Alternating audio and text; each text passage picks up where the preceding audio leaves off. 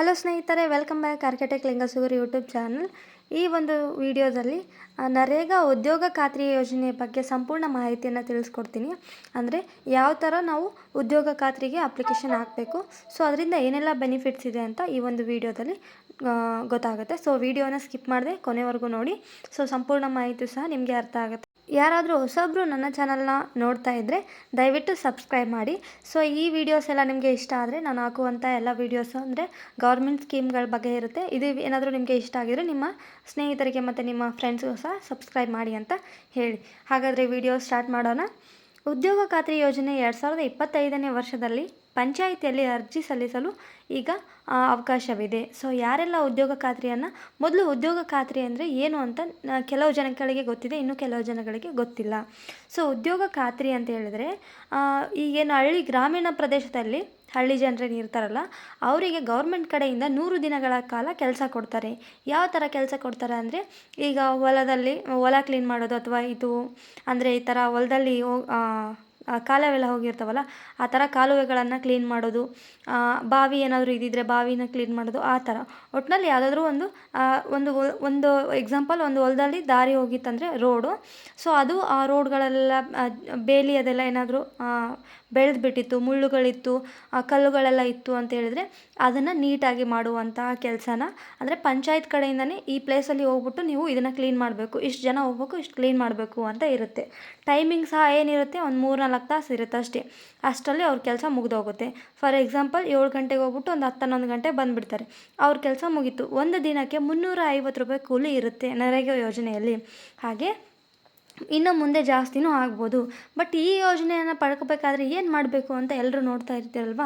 So ಇದಕ್ಕೆ job card ಇರಲೇಬೇಕು. Job card ಇದ್ದರೆ ಮಾತ್ರ ಈ ಒಂದು ಯೋಜನೆ ಅಡಿಯಲ್ಲಿ ನೀವು ಕೆಲಸ ಮಾಡೋದಕ್ಕೆ ಅವಕಾಶವಿರುತ್ತೆ. ಜಾಬ್ ಕಾರ್ಡ್ ಹೇಗೆ ಮಾಡಿಸ್ಬೇಕು ಅಂತ ಹೇಳಿದ್ರೆ, ನಿಮ್ಮ ಆಧಾರ್ ಕಾರ್ಡ್ ಅಥವಾ ರೇಷನ್ ಕಾರ್ಡ್ ತೊಗೊಂಡೋಗಿ, ಸೊ ನಿಯರೆಸ್ಟ್ ಅಂದರೆ ಯಾವುದು ಸೈಬರ್ ಕಂಪ್ಯೂಟರ್ ಏನಾದರೂ ಇರ್ತಾವೆ ನೋಡಿ, ಸೈಬರ್ ಸೆಂಟರ್, ಅಲ್ಲಿ ಹೋಗ್ಬಿಟ್ಟು ನೀವು ಜಾಬ್ ಕಾರ್ಡ್ ಮಾಡಬೇಕು ಈ ಥರ ಅಂತ ಹೇಳಿದ್ರೆ ಅವರು ಮಾಡಿಕೊಡ್ತಾರೆ. ಸೇವಾ ಸಿಂಧು ಪೋರ್ಟಲಲ್ಲಾದರೂ ಅಪ್ಲಿಕೇಶನ್ ಹಾಕ್ಬೋದು.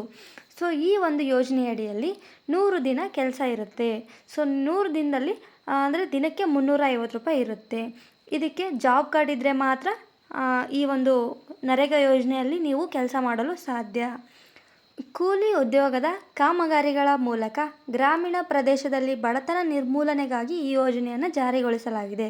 ಸೊ ಎಲ್ಲರೂ ಸಹ ಕೆಲಸ ಸಿಗಲ್ಲ, 365 ದಿನವೂ ಕೆಲಸ ಸಿಗಲ್ಲ. ಹಾಗಾಗಿ ಯಾವಾಗ ಸೀಸನಲ್ಲಿ ಇರುತ್ತೆ ಅಂದರೆ, ಈಗ ಮಳೆಗಾಲದಲ್ಲಿ ಏನಾದರೂ ನಾಟಿ ಮಾಡ್ತಾಯಿದ್ರೆ ಆ ಥರ ನಾಟಿದು ಇರ್ಬೋದು, ಬೇಸಿಗೆಗಾಲಲ್ಲೆಲ್ಲ ನಾಟಿ ಕಟ್ ಮಾಡ್ತಿರ್ತಾರೆ, ಸೊ ಆ ಥರ ಆ ಎಲ್ಲ ಸೀಸನಲ್ಲೂ ಕೆಲಸ ಸಿಗಲ್ಲ. ಸೊ ಅದಕ್ಕಾಗಿ ಏನು ಮಾಡಿದ್ದಾರೆ, 100 ದಿನಗಳ ಕಾಲ ನರೇಗಾ ಯೋಜನೆಯನ್ನು ಜಾರಿಗೊಳಿಸಲಾಗಿದೆ. ಅಂದರೆ ಬಡ ಕುಟುಂಬಗಳಿಗೆ ಅವರ ಜೀವನವನ್ನು ಸಾಗಿಸಲು ಕಷ್ಟ ಆಗಬಾರ್ದು ಅಂತ ಮಹಾತ್ಮ ಗಾಂಧಿ ರಾಷ್ಟ್ರೀಯ ಗ್ರಾಮೀಣ ಉದ್ಯೋಗ ಖಾತರಿ ಯೋಜನೆ ಅಂತ ಈ ಒಂದು ಯೋಜನೆಯನ್ನು ಜಾರಿಗೆಗೊಳಿಸಿದ್ದಾರೆ.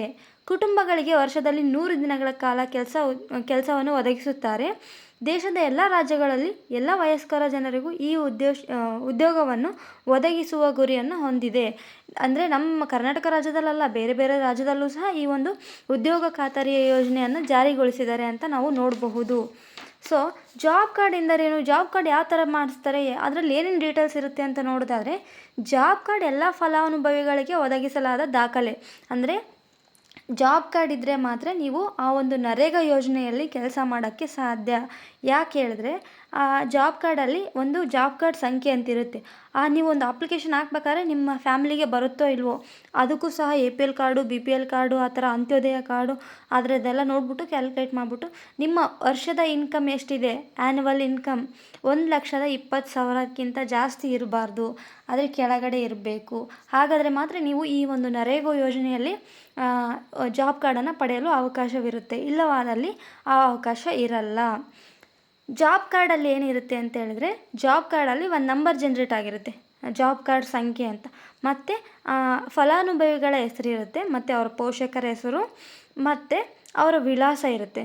ಸೊ ಅಲ್ಲಿ ಏನು ಕೆಲಸ ಇರುತ್ತೆ ಅದೆಲ್ಲ ಜಾಬ್ ಕಾರ್ಡ್ ತೊಗೊಂಡೋಗ್ಬಿಟ್ಟು ಅಲ್ಲಿ ಕೆಲಸ ಮಾಡ್ಬೇಕಾದ್ರೆ ಜಾಬ್ ಕಾರ್ಡಿಂದ ತೋರಿಸಿ ಕೆಲಸ ಮಾಡಬೇಕು. ಸೊ ಅವ್ರು ಯಾವ ಥರ ನೀವು ಕೆಲವೊಂದು ಪಂಚಾಯಿತಿಯಲ್ಲಿ ಏನು ಮಾಡ್ತಾರೆ, ಜಾಬ್ ಕಾರ್ಡ್ ಇದ್ದರೂ ಸಹ ಜಾಬ್ ಕಾರ್ಡ್ ಇರುತ್ತೆ, ಬಟ್ ಅವರೆಲ್ಲ ಕೆಲಸ ಮಾಡಲ್ಲ. ಅವರ ಹೆಸರಲ್ಲಿ ಬೇರೆ ಯಾರೋ ಕೆಲಸ ಮಾಡಿಬಿಟ್ಟು ಅವ್ರ ಅಮೌಂಟ್ ತಗೊಳ್ತಿರ್ತಾರೆ. ಒಂದು ವೇಳೆ ಈಗ ನನ್ನ ಹತ್ರ ಜಾಬ್ ಕಾರ್ಡ್ ಇದೆ, ನನಗೆ ಕೆಲ್ಸಕ್ಕೆ ಬರೋಕ್ಕಾಗಲ್ಲ, ಒಂದು 4-5 ದಿನ ಕೆಲ್ಸಕ್ಕೆ ಬರೋಕ್ಕಾಗಲ್ಲ ಅಂತ ಹೇಳಿದ್ರೆ ಅಲ್ಲಿರುವಂಥ ಪಂಚಾಯಿತಿ ಮೆಂಬರ್ಗಳು ಅಟೆಂಡೆನ್ಸ್ ಹಾಕ್ತಾರೆ.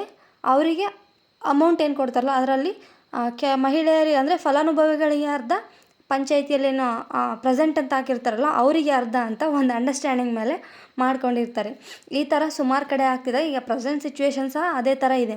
ಬಟ್ ಇದನ್ನು ಸ್ವಲ್ಪ ಅಪ್ಡೇಟ್ ಮಾಡೋಕ್ಕಾಗಿ ಏನು ಮಾಡಿದರು, ಸೈಟಲ್ಲಿ ಯಾರ್ಯಾರು ಬಂದಿದ್ದೀರಾ ಅಂತ ನೀವೇನು ಕೆಲಸ ಮಾಡ್ತಿರ್ತೀರೋ ಅದೇ ಸೈಟಲ್ಲಿ ಒಂದು ಡಿಜಿಟಲ್ ಆಗಿ ಫೋಟೋ ಅಪ್ಲೋಡ್ ಮಾಡಬೇಕು ಅಂತ ಇತ್ತು. ಸೊ ಅದನ್ನು ಮಾಡ್ತಾಯಿದ್ದಾರೆ. ಬಟ್ ಎಷ್ಟರ ಮಟ್ಟಿಗೆ ಮಾಡ್ತಾ ಇದ್ದಾರೋ ಅದು ಗೊತ್ತಿಲ್ಲ. ಕೆಲವ್ರು ಏನು ಮಾಡ್ತಾರೆ, ಬಡವರು ಮಾತ್ರ ಡೈಲಿ ಕೆಲ್ಸಕ್ಕೆ ಹೋಗ್ಬಿಟ್ಟು ಅಮೌಂಟ್ನ ಪಡಿತಿದ್ದಾರೆ. ಇನ್ನು ಕೆಲವರು ಹೋಗದೆ ಅಂದರೆ ನಾವು ಕೆಲ್ಸಕ್ಕೆ ಬರಲ್ಲ, ನಾವು ಹೋಗಲ್ಲ, ಬಟ್ ನಮಗೇನು ಜಾಬ್ ಕಾರ್ಡ್ ಇದೆಯಲ್ಲ ಅದರಲ್ಲಿ ನೀವು ಅಟೆಂಡೆನ್ಸ್ ಹಾಕಿ ನೀವು ಅರ್ಧ ತೊಗೊಳ್ಳಿ ನಾವು ಅರ್ಧ ತೊಗೊಳ್ತೀವಿ ಅಂತ ಹೇಳೋರು ಸಹ ಇದ್ದಾರೆ.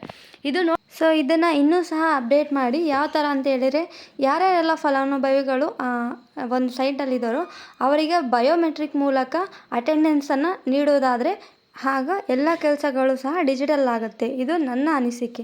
ನಿಮ್ಮ ಅನಿಸಿಕೆ ಏನು ಅಂತ ಈ ಒಂದು ವಿಡಿಯೋದಲ್ಲಿ ಕಮೆಂಟ್ ಮಾಡಿ. ಈ ವಿಡಿಯೋ ನಿಮಗೆ ಇಷ್ಟ ಆಗಿದ್ದರೆ ಲೈಕ್ ಮಾಡಿ.